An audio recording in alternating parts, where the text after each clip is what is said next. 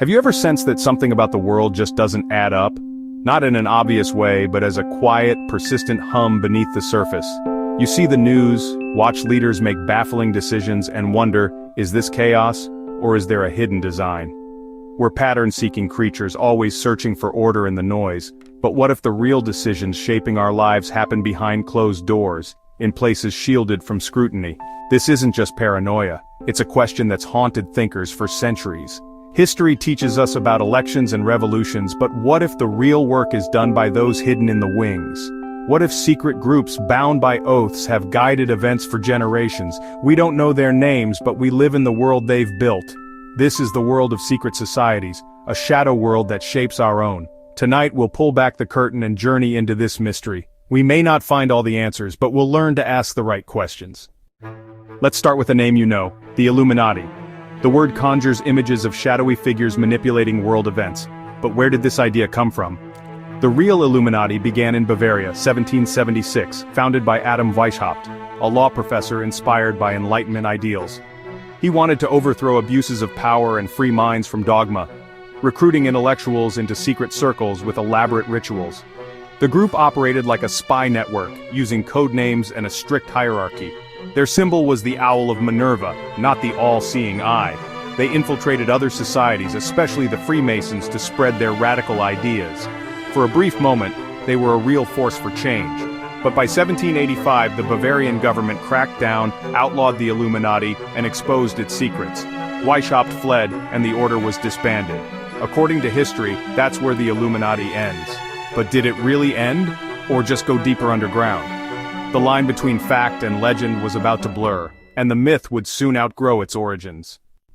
If the Illuminati ended in the 18th century, why do we still talk about them? The answer: stories evolve.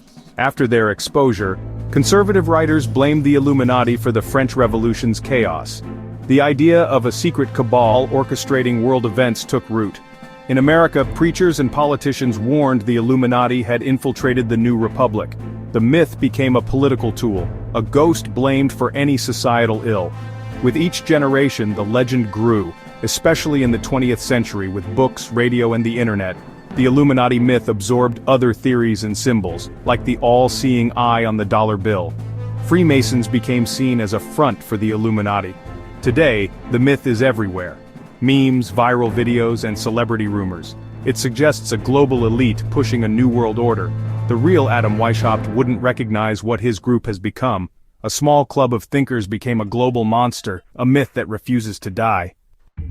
Now let's leave myth and step into a real ongoing mystery, the Bilderberg Group. Imagine a meeting so exclusive its guest list includes royalty, prime ministers, and CEOs. They meet once a year at a secret location, with a massive security perimeter.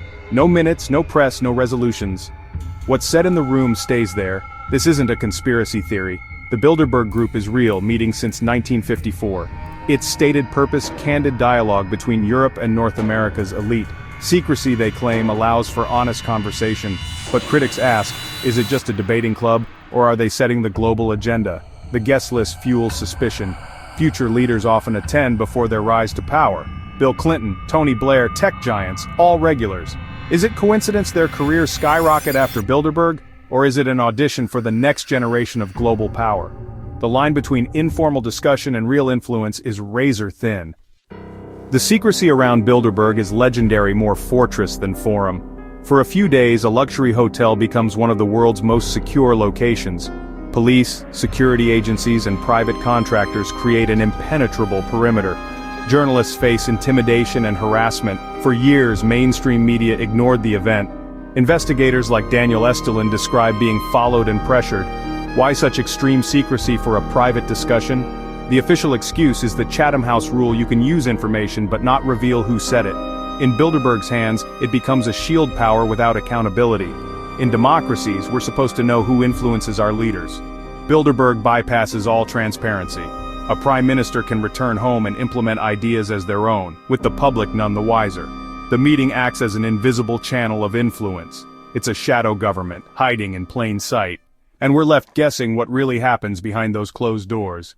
Now, from grand hotels to a windowless building at Yale, the Tomb, home of Skull and Bones. For nearly 2 centuries, this secret society has tapped just 15 seniors each year. The rituals and membership are secret, but their influence is not. Rumors swirl, coffin initiations, stolen artifacts, but the real power is in the network. Members are chosen for leadership potential, often from elite backgrounds. The goal: bind future leaders together with secret oaths, then unleash them into the world as a coordinated network. This isn't just a college fraternity, it's a lifelong commitment. Alumni, known as patriarchs, manage finances and guide younger members.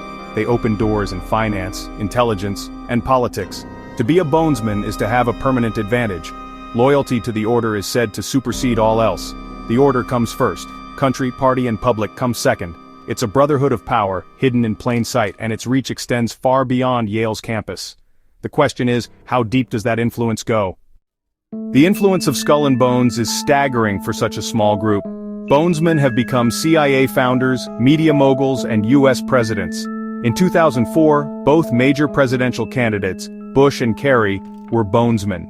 No matter who won, a member of the same secret club would lead the nation. When asked, members are famously evasive. "It's so secret we can't talk about it."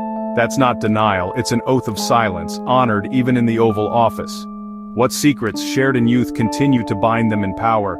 Skull and Bones is a pipeline for America's ruling class, indoctrinating future leaders into a culture of secrecy. It raises a fundamental question: can democracy truly exist when a hidden network holds so much sway?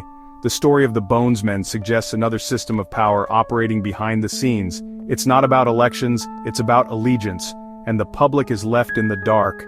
The legacy of Skull and Bones is a challenge to the very idea of open government, and it's a reminder some power is never meant to be seen. We've explored three groups: the Illuminati, Bilderberg, and Skull and Bones. On the surface, they seem unrelated. A myth, a conference, a club. But look closer, and patterns emerge. The first thread: secrecy. It separates members from the world, allowing plans to form unchallenged. The second: symbols and rituals. The owl of Minerva, the skull, the annual pilgrimage. These bind members and create a shared identity. Symbols aren't just for show, they're a language for the initiated. The final thread: power. Not the obvious power of kings, but the subtle influence that shapes society from the shadows. These groups create networks, ensuring their members rise to the top. They believe they know what's best for the rest of us. They are the hidden shepherds of the human flock. And they don't ask for our permission.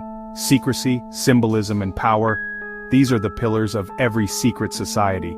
And they're as relevant today as ever. The question is, are we paying attention? It's tempting to see secret societies as relics, but their methods are more relevant than ever. Today, secrecy and influence are amplified by technology. The new secret societies may meet in encrypted chat rooms, not crypts. Even digital maps hide certain locations, decisions made by unseen hands. Algorithms shape what we see online, influencing opinions and elections. Is this not hidden control by unelected tech titans? Old symbols echo in pop culture. Are they jokes, marketing, or signals to the initiated? The phrase "New World Order" is often dismissed, but world leaders speak of global governance. Where's the line between cooperation and control? At what point does global governance become rule by a select, unelected few? The old dream of secret societies may be closer than we think.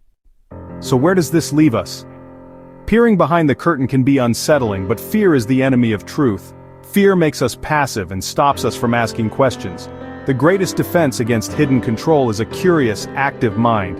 You'll never find all the answers, but the act of questioning is powerful. When you hear a story, ask, who benefits? What's missing? Don't accept conspiracy theory as a way to shut down debate. Knowledge is your shield and sword. Read, investigate, and learn to separate fact from wild speculation. Don't be afraid to explore uncomfortable truths. Share what you learn. You're not alone in your questions. In shared awareness, there is strength. Ultimately, you are the sovereign of your own mind. No secret society can control you unless you let them. Be the light in the darkness. Ask the forbidden questions. Don't seek to control the world. Seek to understand it. In understanding, you'll find your own power. The truth will set you free, if you're willing to search for it.